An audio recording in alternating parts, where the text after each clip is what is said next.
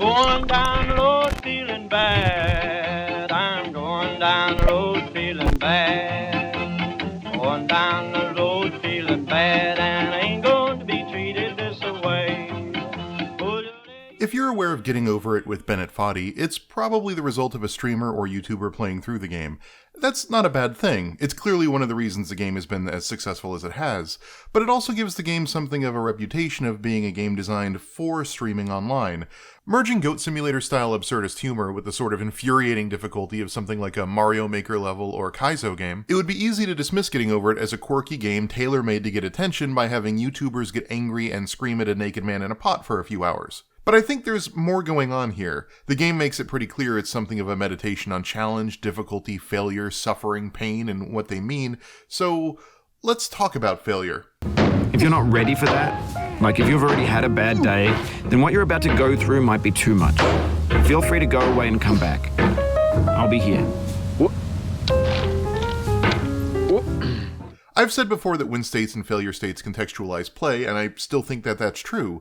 They, in conjunction with whatever metaphor wraps the mechanics, give meaning and direction to the otherwise abstract or arbitrary systems that drive our games.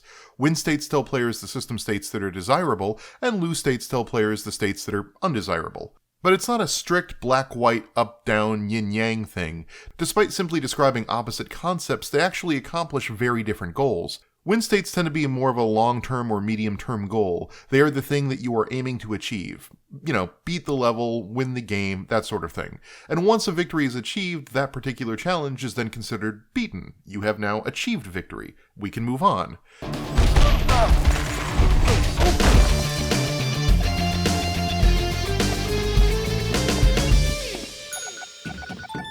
Failure states, on the other hand, present a more urgent threat. They tend to be the thing that prevents you from achieving the win state, or the complication that makes it more than a simple task.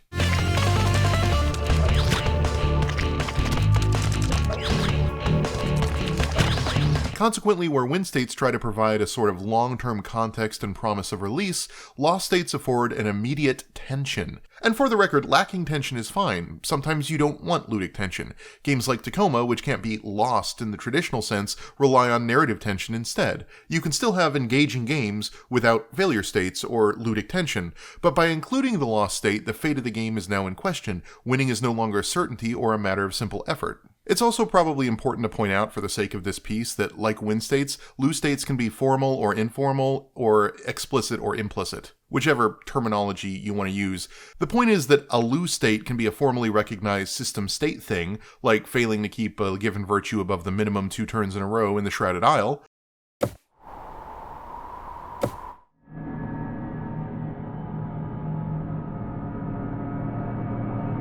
or an informal, implicit metaphor thing, like getting stung by bees in Animal Crossing.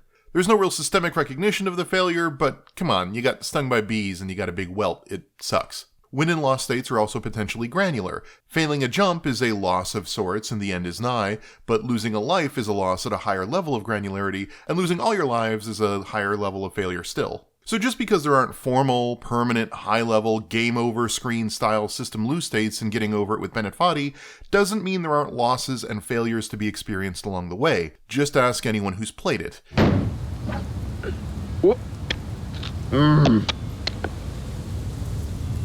Oof, sorry about that. Getting Over It offers plenty of opportunities for losses at small, medium, and large scales of granularity, whether they're formally recognized or not. And they kind of are, given that the game automatically plays songs or sassy quotes when you lose significant progress.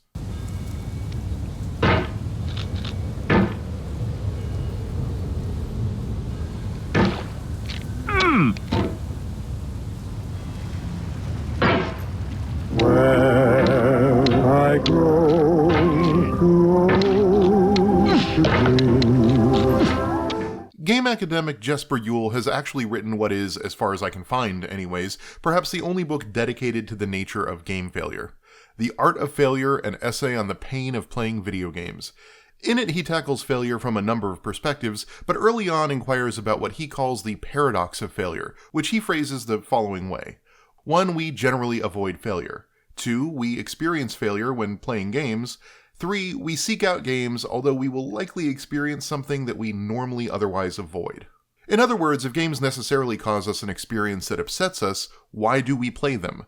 Ewell frames this paradox as potentially a subset of the more generalized paradox of painful art, i.e. why do we read sad books or watch scary movies, and while he proposes a few solutions and attempts to reframe the paradox in different ways, the one that most interests me is the one based on work by Gregory Curry on the problem of painful art, and splits our desires between immediate emotional responses and long-term aesthetic demands. The example used by Curry, and by proxy Ewell, is Desdemona from Othello, but this is a video game video on YouTube, so let's swap that out for Final Fantasy VII's Eris. The immediate desire when playing is that we don't want Eris to die because that's sad and we don't like being sad, but the long-term aesthetic desire is for Eris to die because it drives the conflict of the work and results in a more emotionally fulfilling experience that enriches the events and character interactions that follow. If Eris doesn't die, that meaning and aesthetic value are lost. It reframes the paradox not as contradictory behaviors, but conflicting desires. When Ewell translates Curry's work to games, he frames it like this: the immediate short-term goal when playing games is to avoid failure, but the longer-term aesthetic goal is to play games that let us experience partial or temporary failure. There's something in experiencing a game that permits or at least opens the possibility to failure that we crave, even if we don't like it when we fail in the moment. What? Can I see another's woe and not be in sorrow too? Can I see another's grief and not seek for kind relief? William Blake. There are some other analyses on the paradox of failure in the book, and the whole thing is worth checking out, but the point is that we go into games expecting, at a minimum, the possibility of some pain and unpleasantness. Some part of us wants to be hurt. It is the territory that games are built on, victories to be savored and defeats that sting. But how did designers figure out that sting? Well, Ewell also points to a distinction between failure and punishment. To quote Ewell directly, to discuss whether a game is easy or unfair, we should first distinguish between failure and punishment. When we say that games are becoming easier, it concerns not only our likelihood to fail at a given task, but also the punishment we receive upon failing.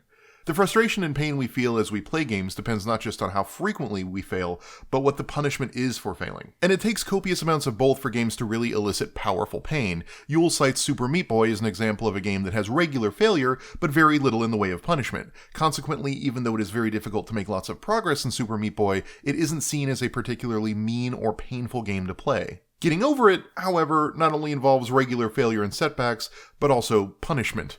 Stern, uncaring, unyielding, massive amounts of punishment. Sometimes it's a reset of a few feet, maybe 45 seconds of work, maybe 10 minutes worth. Other times it's a cataclysmic failure, erasing the past hour or more of progress, sending you back to basically the start of the game with no recourse but to pick up your hammer and begin again as punishment for a single errant flick of the mouse, miscalculation of an angle, or misjudgment of force. It's not just hard to progress, but punishing for failure. And it's inevitable that you feel a little crushed every time it happens, even if you're expecting and accepting of it. And it's here where the anger and frustration at a game's eagerness to see you fail, and sadism in doling out penalties, meet with Ewell's paradox of failure that Bennett Foddy has planted his flag with getting over it. The game makes no secret that it is very much interested in the idea of player suffering. The quotes and songs the game throw at you are all meditations on loss and endurance in the face of hardship. When to the sessions of sweet silent thought I summon up remembrance of things past, I sigh the lack of many a thing I sought, and with old woes new, wail my dear time's waste. William Shakespeare, Sonnet 30. The monologue by Bennett Foddy himself that you hear as you progress through the game recognizes how cruel the tower he's built really is. An orange is sweet juicy fruit locked inside a bitter peel. That's not how I feel about a challenge. I only want the bitterness. It's coffee, it's grapefruit, it's licorice. He acknowledges that it takes a certain kind of player to progress, and in a sort of reverse beginner's guide, Foddy grows more intimate and believes that he, the designer, understands you more and more the further you get. We have the same taste, you and I. It's not ambition, it's ambition's opposite. An obdurate mission to taste defeat. Up to the point where he whispers his appreciation of your pain softly in your ear. You've learned to hike. There's no way left to go but up, and in a moment I'll shut up. But let me say, I'm glad you came. But more than anything, it's the design of the game that sells this idea of suffering. The challenges the game asks you to overcome are conquerable, but not even necessarily through direct skill. Fadi's previous efforts, like QWOP and GURP, are both difficult, failure-focused titles about indirectly controlling the movement of a character, but those games feel more like experiments in locomotion. QWOP highlights the difficulties in mapping individual human muscles to keyboard inputs, and GURP has players turning their fingers into pretzels to climb a mountain, reflecting the contortions of their avatar on screen. Getting Over It is, in this sense, similar. You don't control an avatar, but you control inputs that ask your avatar to do something. As Fadi himself points out, Have you thought about who you are in this? Are you the man in the pot, Diogenes? Are you his hand? Are you the top of his hammer? I think not. Where your hand moves, the hammer may not follow, nor the man, nor the man's hand. In this you're his will, his intent, the embodied resolve in his uphill ascent. Getting Over It intentionally removes you from direct control in order to make your movements less directly predictable, which leads to errant inputs, which leads to failure. And while both GURP and QWOP are very hard and involve a lot of hilarious failures, neither seems designed to punish players quite like Getting Over It. Part of that is the scoring system. QWOP and GURP both feel like the goal is to see how far you can get. Getting Over It, however, offers only the singular challenge: climb the mountain and beat the game, or don't. That seems like a minor design change, but it totally recontextualizes failure. If I get further than I've ever gotten in QWOP, but then I trip, I still feel like that loss is kind of a victory. I have now moved further than I've ever come before, and the game recognizes it. If I get further than I've ever gotten in Getting Over It, and then plummet to the beginning, that is just that much more progress lost. It is a game designed to elicit specific feelings of frustration, aggravation, and loss from players, in part by removing direct control of your avatar, and in part by designing a map and progression system where various levels of failure are likely but go unremarked upon. I'm not certain how long Getting Over It was actually in production, but frustration seems to have been on Fadi's mind for a while. In January of 2017, Fadi published a list of different types of game frustration in his blog. It's an amusing article, and my favorite part is that in typical blog fashion, the headline was, "A list of some of my favorite flavors of frustration in games. Number 7 will shock you." And then the list intentionally skips the number 7 in an attempt to make the list itself frustrating. Regardless, in it, Fadi states, quote, "Game designers take it as axiomatic that if players feel frustrated, something has gone wrong with the design. Yet frustration is an essential ingredient in all of the most famous and influential designs. What would Space Invaders be if you never had to start again? What would Myst be like if you were never stumped? A game that is completely devoid of frustration is likely to be a game without friction, without disobedience. Games that are perfectly obedient are mere software." And I love how this encapsulates a lot of Fadi's design methodology, that the player should never be fully in control of the experience, whether that means the physical bodies or the systems at large. That systems shouldn't be pliable and wait for the player to come through and win, but push back against player intent to some degree. It also hints at a frustration with modern mainstream game design, which is a target of Getting Over It in one way or another. It's no secret that through the 2000s and into the 2010s, traditional single-player games have grown increasingly forgiving. As budgets have blown out of control and as content has gotten more expensive, ensuring that every dollar spent on beautifully rendered levels and characters is actually used and seen by players has become a bigger and bigger priority. Additionally, a lot of these games have had an ever larger cinematic bent, with a focus on narrative and pacing. This meant that these sorts of games became less about a game's design and more about finding a simple core gameplay loop to keep your hands busy while you churn through canned scripted sequences designed to feel like they're systems driven. But at no point should the system actually try to stop you from making progress.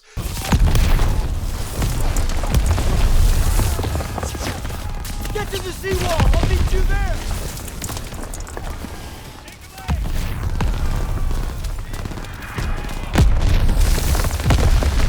Well, don't breach that seawall! But at a minimum, it means that these sorts of games can no longer be obstinate, unyielding, and uninviting. They can no longer be sour or difficult or mean-spirited. These games, by Fadi's definition anyways, are just software. Empty calorie saccharine treats that give you the dopamine release of victory reliably and cheaply and at no cost or sacrifice. Getting Over It seems like a response to that school of thought. Obviously, its design breaks with tradition. It embraces the pain of failure not just as a fact of life, but as something desirable, a bit of salt to make the sweet that much more delicious. But it carries this idea of inverting linear, content-driven games in the way it presents itself as well. Instead of expensive levels, delicately modeled 3D characters, and a storyline that carries itself with purpose and direction, the game is an absurdist dream that takes place on a mountain of trash, literally and figuratively. And that's Fadi's word, not mine. For years now, people have been predicting that games would soon be made out of prefabricated objects, bought in a store and assembled into a world. And for the most part, that hasn't happened. Because the objects in the stores are trash. I don't mean they look bad or that they're badly made, although a lot of them are. I mean they're trash in the way that food becomes trash as soon as you put it in the sink. Things are made to be consumed and used in a certain context. And once the moment is gone, they transform into garbage. In the context of technology, those moments pass by in seconds. The game's world is a pile of prefab elements, some original but some taken from asset stores and other places.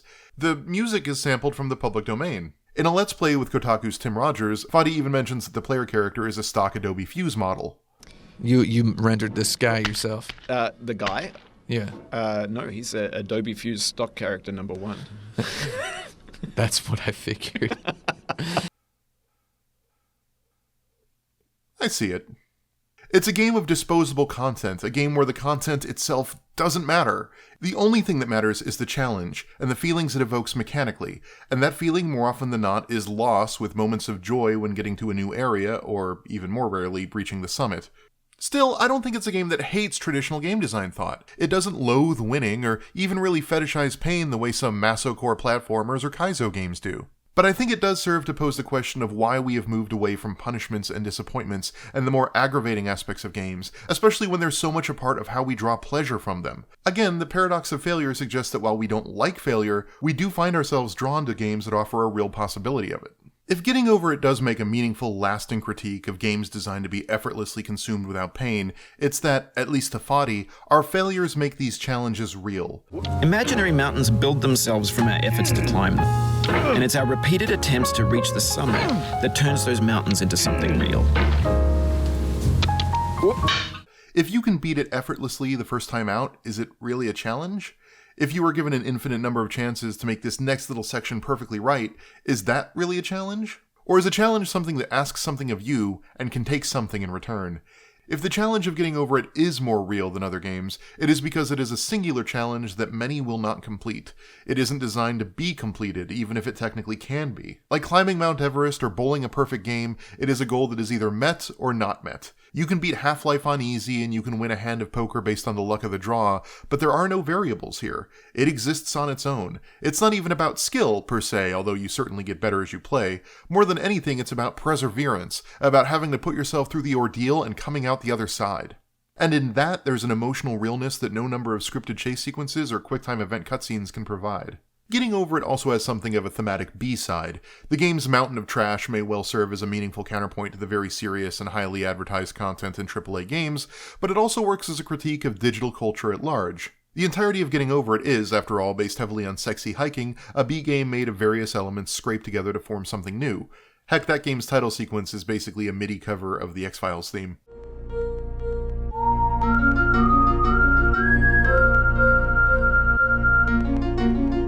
Fadi has basically done an HD version of the same thing, collecting a pile of assets and not even attempting to give them cohesion, commenting on their nature as trash having been unmoored from any reasonable context. Maybe this is what digital culture is. A monstrous mountain of trash, the ash heap of creativity's fountain. A landfill with everything we ever thought of in it. Grand, infinite, and unsorted. But in that context, as digital trash, Fadi discovers a place for his harsh, acerbic mechanics. Trash is disposable, but maybe it doesn't have to be approachable. What's the feeling like? Are you stressed? I guess you don't hate it if you got this far. Feeling frustrated? It's underrated. Expensive digital games have to focus on accessibility, but cheaper games, B games, and indie experiments can afford to be rougher, harsher, and more indifferent. If there is a place for heartburn as gameplay, it exists here, among the trash. The game jam game made over a weekend, the rough-hewn work of an indie just starting out, the programmer art-filled games of a theorist that doesn't care about content but cares deeply about design and its implications. Maybe not everyone will get it, but given its budget and the scope of these games as digital trash, not everyone has to. If, as Fadi suggests, play has something akin to taste, there are flavors of it that can only be experienced by stepping outside of the safety of curated lists and 9 out of 10 reviews, and instead looking at asset flips and B games, and I think that's a lesson the YouTube audience desperately needs to hear more of. As you can tell from all the late game footage I've had to borrow from other corners of YouTube, I still haven't beaten it despite putting several hours into it. That tower of trash, that mountain of prefab assets is still there unconquered for me. And I've lost all my progress several times at this point. But each time getting back up becomes a little bit easier.